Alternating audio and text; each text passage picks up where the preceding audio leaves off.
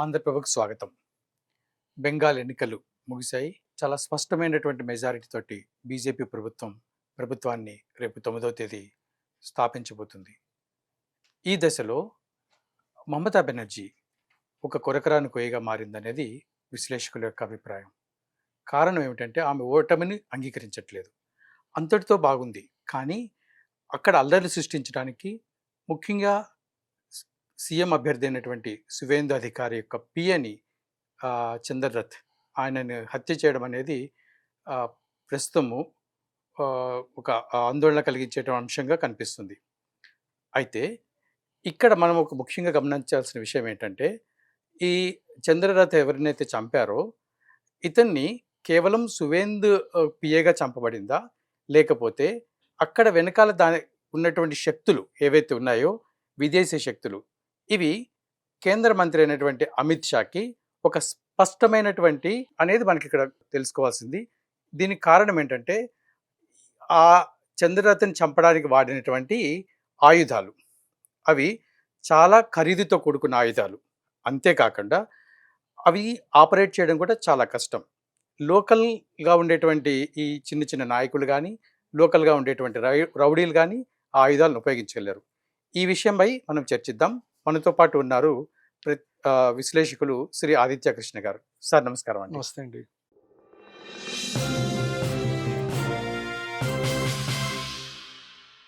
Sir ఇది ఎట్లా చూడాలి బెంగాల్లో జరుగుతున్నటువంటి ఈ పరిణామాలు?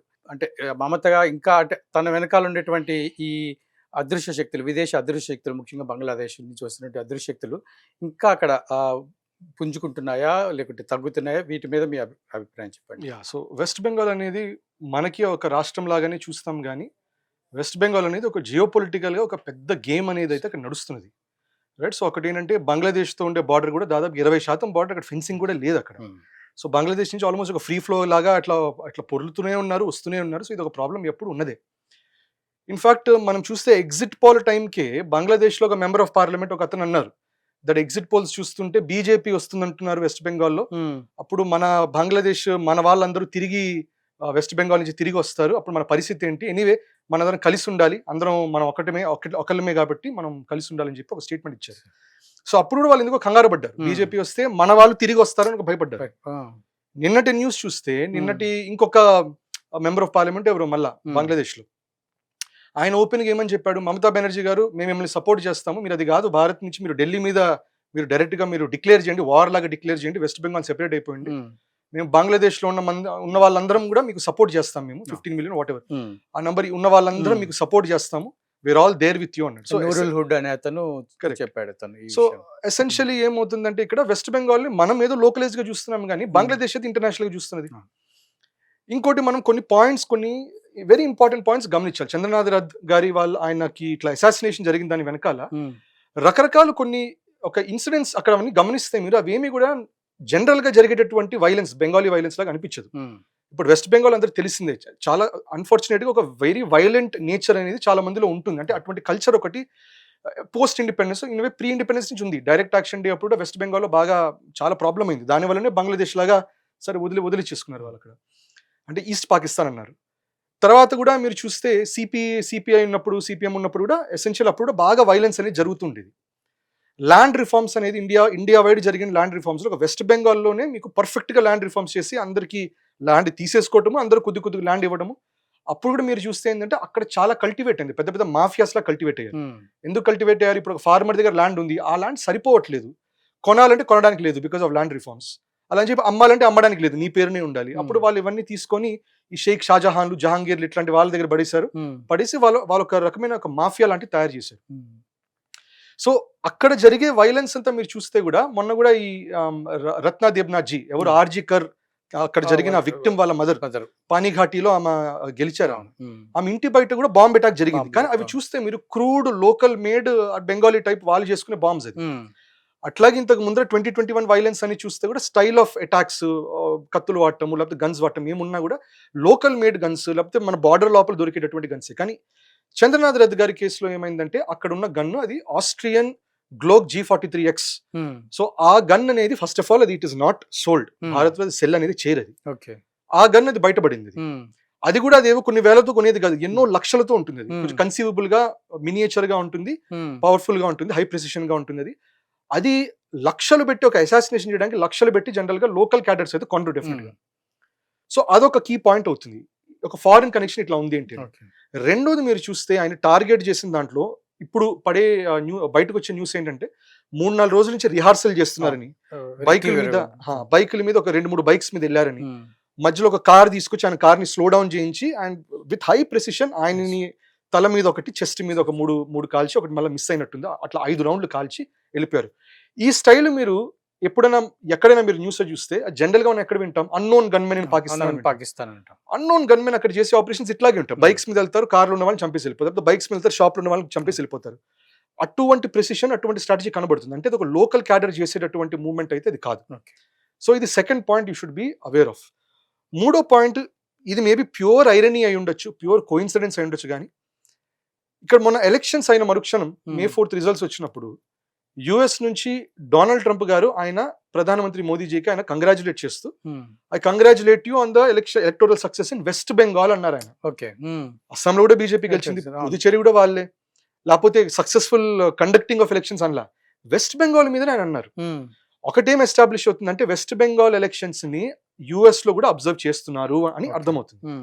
ఇంకోటి ఆయన స్పెసిఫిక్ గా వెస్ట్ బెంగాల్ చెప్పడానికి దాని అర్థం ఏంటి, ఏమన్నా సైలెంట్ మెసేజింగ్ ఉందా, ఏమన్నా ఏం ఇండికేషన్ ఉంది అనేది మనం అది మేబీ కన్స్పిరసీ థియరీస్ లో డైరెక్ట్ గా వాళ్ళ హ్యాండ్ ఉంది అంటారు. కానీ ఇప్పుడు యుఎస్ కి ఎందుకు ఇంట్రెస్ట్ ఉందంటే మనం కొంచెం రివైండ్ చేసుకుంటే 2009 లో వికీ లీక్స్ అని, జూలియన్ అసాంజ్ అనే అతను వికీ లీక్స్ అని ప్రపంచవ్యాప్తంగా ఉండే మినిస్ట్రీస్ నుంచి, హై ప్రొఫైల్ పీపుల్ నుంచి డాక్యుమెంట్స్, ఎవరైనా విజిల్ బ్లోవర్స్ డాక్యుమెంట్స్ తీసుకొని రిలీజ్ చేశారు. తర్వాత ఆయన అరెస్ట్ చేశారు, యూకేలో ఆయన అసైలం లాగా తీసుకుంటే అరెస్ట్ చేశారు. 2009 లో వచ్చిన ఒక డాక్యుమెంట్ ఏమన్నదంటే, అప్పుడు ఇంకా సిపిఐ ఉంది అక్కడ, లెఫ్ట్ ఉంది అక్కడ వెస్ట్ బెంగాల్. అప్పుడు అక్కడ డాక్యుమెంట్ లో ఇండియాలో ఉండే యుఎస్ అంబాసిడర్ యుఎస్ కి చేసిన కమ్యూనికేషన్ ఏమన్నారంటే, మమతా బెనర్జీ అని ఒక ఆమె ఉంది, తృణమూల్ కాంగ్రెస్ అని రైజ్ అవుతుంది, we should continue to cultivate her అని ఒక మాట వచ్చింది. వీ షుడ్ కల్టివేట్ హర్ అలా, we should continue to cultivate అంటే కొనసాగుతూ ఉండాలి, మనం చేసే సపోర్ట్ ఇస్తూ ఉండాలి అని. దాని తర్వాత 2011 తెలిసింది, ఫర్ ద ఫస్ట్ టైం 33 సంవత్సరాల తర్వాత లెఫ్ట్ గవర్నమెంట్ వెస్ట్ బెంగాల్ లో పడిపోయింది. మమతా బెనర్జీ వచ్చి 15 సంవత్సరాలు ఆమె గ్రిప్ మెయింటైన్ చేశారు. సో అక్కడ కూడా ఏం తెలుస్తుంది మనకి, CIA are US or something was directly involved in helping Mamata Banerjee, at least relationship building, ఏదో ఒక వన్ లెవెల్ ఆఫ్ సపోర్ట్ అయితే జరుగుతున్నది యుఎస్ గవర్నమెంట్ నుంచి. సో ఇది ఒక కీ ఆస్పెక్ట్ చూడాలి, that some how she was being covered. దీనిపైన ఇంకొక వెరీ ఇంపార్టెంట్ పాయింట్ దట్ మనం ఏం రేజ్ చేయాలంటే, చంద్రనాథ్ రథ్ గారు ఆయనది మీరు ఇప్పుడు పొలిటికల్ క్యాంపెయినింగ్ సువేందు అధికారిజీకి చాలా క్లోజ్ గా హెల్ప్ చేశారు. భవానీపూర్ క్యాంపెయిన్ మొత్తం ఆయన నడిపారంటున్నారు. బీజేపీ సర్కిల్స్ చిన్నగా వెస్ట్ బెంగాల్లో కూడా ఒక పొలిటికల్ అనలిస్ట్ గా, స్ట్రాటజిస్ట్ లాగా బాగా మంచి పేరు వచ్చింది. దాని ముందర ఆయన ఏం చేశారని చూస్తే, చిన్న కార్పొరేట్ స్టింట్ ముందర 20 years ఆయన దాదాపుగా 20 years ఇండియన్ ఎయిర్ ఫోర్స్ లో ఉన్నారు ఆయన.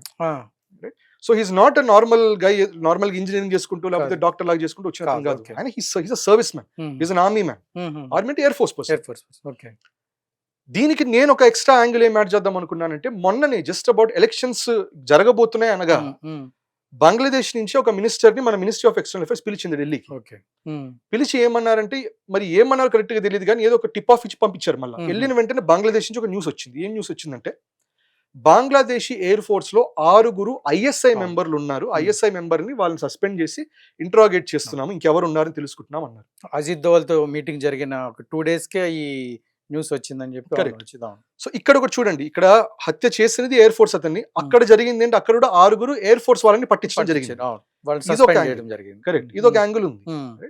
సో ఇవన్నీ యాంగిల్స్ చూడాలి. డొనాల్డ్ ట్రంప్ మెసేజ్ చూడాలి, సిఐఏ కాకపోయినా US government support to Mamata Banerjee before 2011. In fact అది అరవింద్ కేజ్రీవాల్ గారి నుంచి అదే అంటారు, దట్ ఎక్స్ప్లిసిట్ సపోర్ట్ ఆయనకి యుఎస్ నుంచి ఉంది, ఒక లిబరల్ లెఫ్ట్ లాబీ లాగా, ఒక ప్రో సిఐఏ లాబీ లాగా ఆయనకి. అందుకని ఖాళిస్తాన్ నుంచి కూడా వాళ్ళకి ఫండింగ్ వెళ్ళటాలి, ఇవన్నీ ఆపు కూడా ఉంది అంటారు. సో మనకి అదొక యాంగిల్ ఉంది, ఈయన ఎయిర్ ఫోర్స్ యాంగిల్ అనేది ఒకటి ఉంది, ఆ గన్ యాంగిల్ ఒకటి ఉంది, షూటింగ్ స్టైల్ అనేది టిపికల్ అది అన్నోన్ గన్మెన్ స్టైల్ ఆ యాంగిల్ ఒకటి ఉంది. ఇవన్నీ కాకుండా మళ్ళీ ISI వాళ్ళు కూడా తేపతేప అని, ISI లేకపోతే పాకిస్తాన్ లో మీరు డిఫెన్స్ మినిస్టర్ చూస్తే ఖ్వాజా ఆసిఫ్, ఆయన ఒక మాట అన్నారు అప్పట్లో, దట్ ఈసారి మేము కొట్టినప్పుడు కోల్కతాను కొడతాం మేము అన్నాడు. కోల్కతాను కొట్టడం ఏంటి, ఎవరైనా ముంబై అంటారు లేకపోతే ఢిల్లీ అంటారు, కానీ కోల్కతా ఆ మూల అంటే ఎసెన్షియలీ బంగ్లాదేశ్ నుంచి కొడతామని ఇంకోటి కోల్కతా ఇస్ అ టార్గెట్ అని ఎస్టాబ్లిష్ చేశారు. Which means ISI activity is very strong towards Kolkata. And one last point దీంట్లో మనం ఈ లార్జర్ దన్ డొమెస్టిక్ అని చెప్పడానికి, అప్పట్లో నార్త్ ఈస్ట్ లో మనం మణిపూర్ దగ్గర మనం ఒక అతన్ని పట్టుకున్నాం. ఓకే. ఆయన పేరు మాథ్యూ వాన్ డైక్ అని చెప్పి. ఆయన ఇండియాకి ఆయన మామూలు టూరిస్ట్ వీసా మీద వచ్చి పర్మిట్ లేకుండా ఆయన మణిపూర్ వైపు వెళ్ళి బార్డర్ దాటి మయాన్మార్కి వెళ్ళి అక్కడ ఉండే ఇన్సర్జెంట్ గ్రూప్స్ అందరికి డ్రోన్ మీద training, electronic warfare training, guns weapons training ఇవన్నీ ఇచ్చి వచ్చాడు ఆయన. ఆయన ఎక్కడ క్యాప్చర్ చేశారని కోల్కతా ఎయిర్పోర్ట్ లో పట్టుకున్నారు. మణిపూర్ లో చేసి ఆయన సీదా అక్కడి నుంచి ఢిల్లీకి ఎక్కడికి వెళ్ళా, కోల్కతా నుంచి ఎగ్జిట్ చేసే ప్రయత్నం కోల్కతా ఎయిర్పోర్ట్ లో ఆయన పట్టుకున్నారు. ఇది కూడా ఒక యాక్టివిటీ ఉంది ఆయనకి. ఎవ్రీవన్ నోస్ పబ్లిక్ ఇన్ఫర్మేషన్ ఉన్నది ఏంటంటే మాథ్యూ వాన్ డైక్ అనేది CIA asset. Across the world ఎక్కడైనా సిఐఏ ఆపరేషన్స్ ఉంటే మాథ్యూ వాన్ డైక్ ని పెడతారు. ఆయన కూడా కోల్కతాలో పట్టుకోవడం జరిగింది. సో ఇవన్నీ ఇన్సిడెంట్స్ మనం చూస్తుంటే ఇప్పుడు మీరు ట్విట్టర్ ఓపెన్ చేసిన, లోకల్ ఛానల్స్ ఓపెన్ చేసిన అందరూ ఏమంటారు, అభిషేక్ బెనర్జీ అప్పట్లో కమెంట్ చేశాడు దట్ కబీ నా కబీ రత్ వాపస్ జాయేగా అని ఒక మాట అంటారు. రత్ ఏంటది, చంద్రనాథ్ రత్ గారు. ఇంకోటి ఆయన అన్నారు, I challenge the union of India, జో ఖాడోగే ఏం చేస్తే అది చేసుకో, ఇది ఒక యూనియన్ ఆఫ్ ఇండియా ఛాలెంజ్ చేశాడు. ఇంకోటి ఆ జహాంగీర్ ఖాన్ కూడా, ఆయన ఇంకెవరో కూడా తృణమూల్ కాంగ్రెస్ అతని స్పోక్స్ పర్సన్, May 4th తర్వాత చూద్దాము ఢిల్లీ నుంచి ఎవడు మీ బాప్ ఎవడు కాపాడుతాడో చూస్తాను ఒక మాట. సో ఇవన్నీ టీఎంసీ వాళ్ళు ఓపెన్ గా డెత్ థ్రెట్స్ ఇచ్చారు అని అంటారు. కానీ నా అభిప్రాయంలో ఏంటంటే వాళ్ళందరూ మాట్లాడిన దానికి అంతకంటే ఒక పెద్ద ప్లేయర్ ఎవరో ఈ మాటలు నీట్ గా వాడుకొని చేసేసి వాళ్ళ మీద తోసారు. వీళ్ళు కూడా నిజం చెప్పాలంటే ఆలోచన లేకుండా 15 సంవత్సరాల పవర్ అంతా నెత్తికెక్కేసి ఏది పడితే అది యాంటీ కాన్స్టిట్యూషనల్ గా, యాంటీ హ్యూమన్ గా అక్కర్లేని స్టేట్మెంట్లు ఇచ్చి బెదిరించి ఇవన్నీ చేసి, ఇన్ఫాక్ట్ మమతా బెనర్జీ గారు కూడా అన్నారు దట్ బీజేపీ ప్రభుత్వం వస్తే మిమ్మల్ని కాపాడే వాళ్ళు ఎవరు లేరు, మీకు ఏం జరిగింది నేను బాధ్యత కాదు, హిందువులకు చెప్పిందమ్మా, which essentially is a provocative dialogue. So వాళ్ళందరూ పొలిటికల్లీ చార్జ్డ్ ఇట్లా కొంచెం సెన్స్లెస్ డైలాగ్స్ అయితే వేశారు. నాకేమనిపిస్తుంది, ఇవాళ వాళ్ళు కూడా బుర్ర బాదుకుంటుంటారు, ఎందుకురా నాయన అట్లాంటి స్టేట్మెంట్స్ చేసాం అనుకుంటూ ఉంటారు. But at the same time consequences ఉంటాయి. నువ్వు ఆ స్టేట్మెంట్స్ చేసావు, దానివల్ల ఇప్పుడు చంద్రనాథ్ రెడ్డి గారికి జరిగిన దానికి న్యాచురల్ గా అభిషేక్ బెనర్జీనే సస్పెక్ట్ చేస్తారు అని జరుగుతున్నది కూడా. సో అంటే ఇప్పుడు ఈ దశలో అంటే ఇప్పుడు ప్రభుత్వం మారింది, మమతా బెనర్జీ గారు ఇంకా అంటే ఆ విదేశీ కుట్రలతో కలిసి, విదేశీ శక్తులతో కలిసి ఇంకా కుట్రలు చేస్తూ వాళ్ళకి సహకరిస్తుందంటారా? అలాగే ఆ విదేశ శక్తులు ఏవైతే ఉన్నాయో ఇంకా మమతాకి సహకరిస్తుందా? ఎప్పుడైనా కూడా అండి, ఇప్పుడు we are not in isolated worlds, మనం అంతే ఇంటర్ కనెక్టెడ్ వరల్డ్ అది. సో మన 1991 గ్లోబలైజేషన్ ముందర కూడా నిజం చెప్పాలంటే చాలా రష్యన్ కమ్యూనిస్ట్ ఇన్ఫ్లుయెన్స్ ఉంది మన దగ్గర. దాని వల్లనే లెఫ్ట్ అనేది వెస్ట్ బెంగాల్ బాగా స్ట్రెంథెన్ అయింది. డైరెక్ట్ రష్యన్ ఇన్ఫ్లుయెన్స్ ఉంది, తర్వాత మావోయిస్ట్ ఇన్ఫ్లుయెన్స్ ఉంది. దాని వల్లనే యుఎస్ కూడా ఆపరేషన్ లాగా చేశారు. అది వెస్ట్ బెంగాల్ అనుకుంటే, ఒక భారత్ లెవెల్లో కూడా ఏమవుతుందంటే ప్రతి ప్రభుత్వానికి ఇంటర్నేషనల్ సపోర్ట్ చేసే వాళ్ళు ఉంటారు. ఇప్పుడు యుఎస్ లోనే డెఫినెట్ గా ఒక మేజర్ ఫ్యాక్షన్ రాహుల్ గాంధీకి సపోర్ట్ చేసే వాళ్ళు ఉంటారు. అలాగే ఇంకో ఫ్యాక్షన్ ఏముంటుంది, సిఐఏ కాకపోయినా కూడా మోదీజీ కూడా సపోర్ట్ చేసే వాళ్ళు కొంతమంది ఉంటారు. ఏదో ఒకటి చెప్పడం, ఇన్ఫర్మేషన్ ఇవ్వడం, వార్నింగ్స్ ఇవ్వడం. ఎందుకంటే మోదీజీ పవర్ లోకి వచ్చిన రోజు ఆయన నుంచి ఫేవర్స్ కావాలి కదా. సో ఎవరైనా అంతే చేస్తారు, బిజినెస్ మెన్ కూడా అదే చేస్తారు. ఇప్పుడు టాటా మీరు చూసినా, ఇన్ఫోసిస్ చూసినా 2 పార్టీస్ కి స్పాన్సర్ చేస్తారు. ఎందుకు, ఎవరి పవర్ లో ఉంటే రేపు ఏదో ఒకటి హెల్ప్ అవసరం ఉంటుంది కదా అని. అది ఎనీవే అది జరుగుతూనే ఉంటుంది. ఇప్పుడు మమతా బెనర్జీ గారు ఉన్నా కూడా నా అభిప్రాయంలో చాలా మటుకు వెస్ట్ కి అర్థమై ఉంటుంది. ఇప్పుడు ఆమె పవర్ తప్పింది కాబట్టి మోస్ట్ లైక్లీ ఆమెకి ఇంకో టర్మ్ రావడం కష్టం అవుతుంది ఇమీడియట్ గా. అయితే ఇన్ఫాక్ట్ ఆమె కెరియర్ బై అండ్ లార్జ్ అయిపోవచ్చు. ఆమె ఆల్రెడీ షీస్ క్రాస్డ్ 70s. మళ్ళా ఆమె రాకపోవచ్చు. మేబీ అభిషేక్ బెనర్జీ వస్తాడేమో. అభిషేక్ బెనర్జీ ఆయన లూజ్ స్టేట్మెంట్స్ తో, ఆయన చేసిన ప్రవర్తనతో ఆయనకైతే సింపతి ఓట్ రాదు ఫ్యూచర్ లో. 38 years ఫెలో, 38 years అయ్యి ఉండే ఆయన యూనియన్ ఆఫ్ ఇండియాని ఛాలెంజ్ చేసేంత లెవెల్కి ఎదిగాడు ఆయన. రైట్. సో దీనివల్ల డెఫినెట్ గా ఎక్స్టర్నల్ వాళ్ళు అంటారు నువ్వు పుష్ చేయి అంటారు, ఈమె కూడా యాక్సెప్ట్ చేయదు. బికాజ్ ఇట్స్ మ్యాసివ్ డిఫీట్, మామూలు డిఫీట్ కాదు ఇది, ఏదో నెక్ టు నెక్ డిఫీట్ కాదు. 2/3 మెజారిటీ పైన బీజేపీకి వచ్చేసింది, ఘోరమైన పరాజయం. కరెక్ట్. ఇంకోటి 2020 వాళ్ళు అందరికి తెలిసిందే టీఎంసీ గూన్స్, అది మమతా బెనర్జీ గారు చెప్పారో చెప్పకపోయినా కూడా నిజం చెప్పాలంటే మా పార్టీలో ఉండి బంగ్లాదేశ్ ఇన్ఫిల్ట్రేటర్స్ అందరూ వాళ్ళ కంట్రోల్ ఉండరు. వాళ్ళ ఓట్ల కోసం ఏదో ఒప్పుకుంటారు కానీ వాళ్ళు చేసే పిచ్చి పనులన్నీ ఎవ్వరి కంట్రోల్లో ఉండదు. సో దానివల్ల వాళ్ళు చేసినటువంటి వాటికి ఇప్పుడు వాళ్ళకి న్యాచురల్ గా కొంచెం కార్మిక్ జరుగుతుంది, ఏదో ఒకటి జరగాల్సింది వాళ్ళకి జరుగుతుంది. సో దీనివల్ల ఏంటి, అందుకని ఆమె కూడా తెలుసు ఇప్పుడు జరిగే వైలెన్స్, రివర్స్ వైలెన్స్ కూడా జరిగే అవకాశాలు ఉంటుంది కాబట్టి ఆమె కూడా చేసుకోవాల్సిన ప్రొటెక్షన్ ఆమె చేసుకుంటుంది. But end of the day home minister Amit Shah గారు అయినా, టు దాట్ ఎక్స్టెంట్ సువేందు అధికారిజీ అయినా, వాళ్ళ సొంత పర్సనల్ అసిస్టెంట్ జరిగిన వాళ్ళిద్దరు ఒక మాట అన్నారు, దట్ బదలా నహి బదలావ్. ఇంకోటి ఏమన్నారు, బదలా ఉన్నా కూడా స్టేట్ మెషినరీ ద్వారా మనం ఫిజికల్ వైలెన్స్ కాదు అని అన్నారు. ఇప్పుడు సువేందు అధికారిజీ కూడా ఒక ఫైర్ బ్రాండ్ స్పీకర్, ఆయన అన్నారు సబ్కా సాత్ సబ్కా వికాస్ ये सब బంద్ కరో, జో హమారే సాథే హమ్ ఉస్కే సాథే అన్నారు. అంటే అందరి కోసం అభివృద్ధి చేయాలని ఏం లేదు, మనతో పాటు ఎవరు ఉన్నారు వాళ్ళ కోసం పనిచేద్దాం అని ఒక మాట అన్నారు. అంత ఫైర్ బ్రాండ్ మనిషి కూడా ఇంత అసాసినేషన్ జరిగిన తర్వాత కూడా ఆయన వచ్చి ఈ కూన్ కా బదలా కూన్ సెలింగ్ ఇవే మనలా, ఆయన ఏమనంటే స్టేట్ మెషినరీ చేయాల్సిన పని చేస్తుంది అని ఒక మాట అన్నారు. విచ్ ఎసెన్షియలీ మీన్స్ ఆ లెవెల్లో ఉన్న వాళ్ళకి ఆల్రెడీ తెలుసు ఇది ప్లెయిన్లీ టీఎంసీ వాళ్ళు చేసిందనే విషయం కాదు. ఇది మచ్ మోర్ బిగర్ ప్లేయర్స్ ఉన్నారు. సిఐఏ ఉండుండొచ్చు, ఐఎస్ఐ ఉండుండొచ్చు. ఎందుకంటే ఐఎస్ఐ ఫుట్ ప్రింట్లు కనబడుతున్నాయి. ఐఎస్ఐకి వీళ్ళ మీద పాకిస్తాన్ ఫోకస్ ఉంది. సిఐఏ కూడా డెఫినెట్గా ఇది ఒక పరాజయం లాగానే భావిస్తారు. బంగ్లాదేశ్ అంతకంటే పెద్ద పరాజయంగా భావిస్తుంది. సో దీనివల్ల there is a bigger play. But at the same time వాళ్ళు ఓపెన్ గా చెప్పరు, ఎందుకంటే immediate political opponent TMC. So TMC నుంచి డైవర్ట్ చేసి వాళ్ళకి ఏం ఐఎస్ఐ సిఐఏ గురించి మాట్లాడాల్సిన అవసరం వాళ్ళకి లేదు. ఎందుకంటే వాళ్ళు పొలిటికల్ గా చూడాలి. మనం అనాలిసిస్ చేస్తున్నాం, మనం అన్ని మాట్లాడచ్చు. కానీ పొలిటీషియన్స్ ఎంత అనాలిసిస్ చేసినా కూడా మీరు ప్రజలకు ఏం అర్థం అవ్వాలో, పొలిటికల్ ఏం హెల్ప్ అవుతుంది అది మాత్రమే మాట్లాడాలి. అది కాకుండా పెద్ద పెద్ద విషయాలు మాట్లాడితే పబ్లిక్ అర్థమవుతుంది ఏం మాట్లాడుతున్నారు వీళ్ళు అనుకుంటారు. అందుకని పొలిటీషియన్స్ దాన్ని రిఫ్రెయిన్ చేస్తారు. సో మేబీ అందుకే వాళ్ళకి ఆల్రెడీ తెలిసిన విషయమే ఏం జరుగుతుంది. They have a bigger image, they have a bigger information. కొంతమంది అంటున్నారు ఇంటెలిజెన్స్ స్టేట్మెంట్స్ కూడా వచ్చాయి that there is a lot of activity planning for high profile attacks north east లో స్పెసిఫికల్. ఇన్ఫాక్ట్ అదొక కారణంగానే నరేంద్ర మోదీజీని కూడా మణిపూర్కి వెళ్ళనివ్వట్లేదు అంటారు. ఆయన వెళ్ళాలనుకున్నా కూడా మణిపూర్కి వెళ్ళట్లేదు. ఆయన అస్సాంకి వెళ్తున్నారు, మిగతా నార్త్ ఈస్ట్కి వెళ్తున్నారు, కానీ మణిపూర్ వెళ్ళట్లా. ఎందుకంటే మనం ఏమనుకుంటాం ఆయనకైనా భయం అంటాం. భయం అని కాదు, ఆయనకి ఏమైనా జరిగితే దేశవ్యాప్తంగా ఉండే సెంటిమెంట్ మొత్తం మణిపూరీస్కి అగేన్స్ట్కి వెళ్తుంది.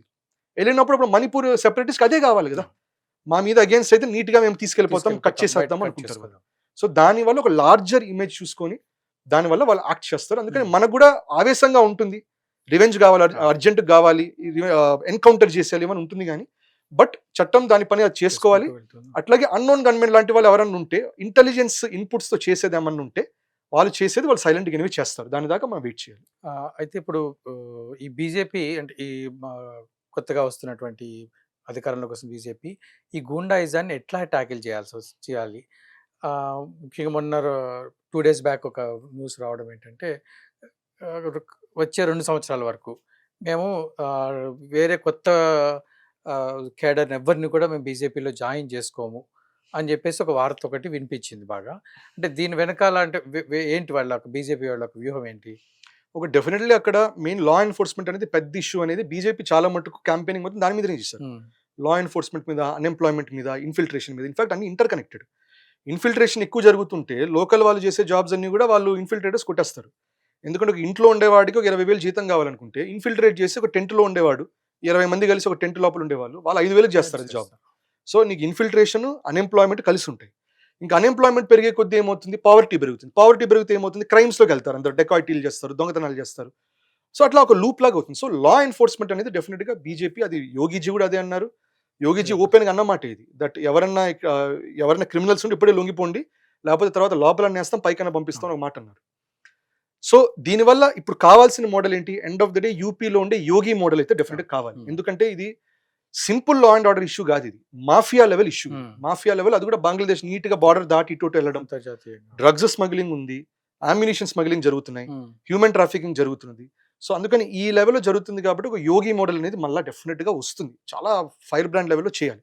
రెండోది హిమంత బిశ్వ శర్మాజీ చేసిన మోడల్లో ఇన్ఫిల్ట్రెన్స్ ని, ఇంకా ఆయన అన్నారు ఒక మాట, దట్ ఇది మేము ministry of external affairs permission తీసుకుంటే టైం పడుతుంది, అందుకనే రాత్కి అందేరేమే ఎవరు చూడనప్పుడు మేము అటు దోసి బారేస్తున్నాం అన్నారు.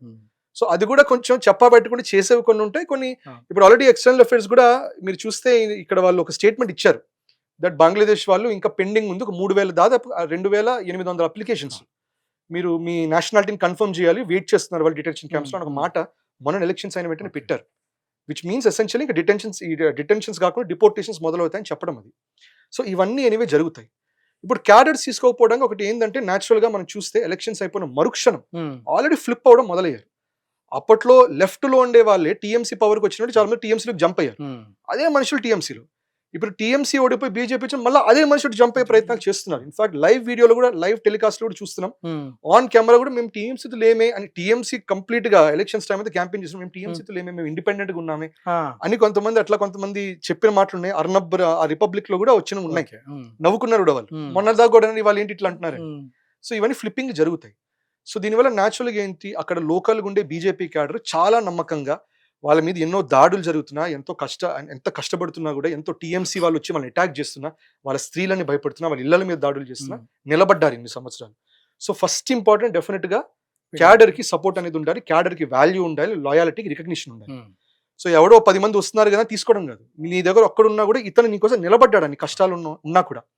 సో దానివల్ల definitely it is a goods indication first మన క్యాడరే మన ప్రయారిటీ, బయట వాళ్ళు మీరు దూరం ఉండండి.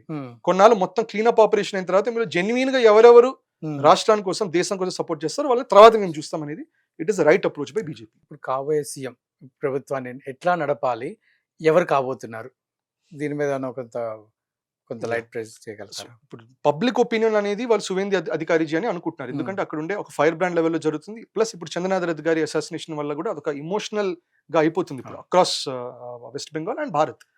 మనమే ఇంత ఫీల్ అవుతుంటే వెస్ట్ బెంగాల్ ఇంకెంత ఫీల్ అవుతున్నారు, రైట్?